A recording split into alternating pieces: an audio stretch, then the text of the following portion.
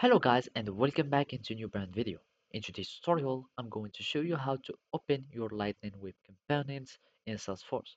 So make sure to watch the video to the end and follow these simple steps. So basically, you cannot uh, directly open your Lightweb components in your developer console, for example, but you will need just to have the metadata of your lightweight components, Lightning Web components, and then you can open them in your VS Code or in your editor, and then you can start modifying on them. So basically, one way to export or to extract the metadata of your uh, light Lightning Web component is to go to the workbench.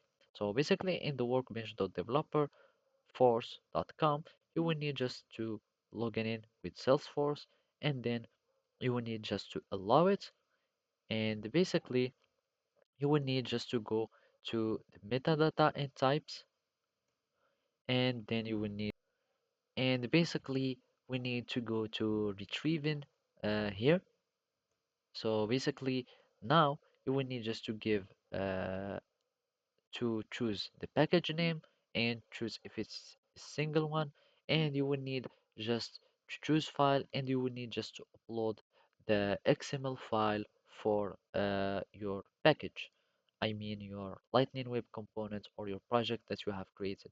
So you will need just to choose its file, and then you will click on next, and after that you will be able to retrieve the metadata, and it will be downloaded in zip file.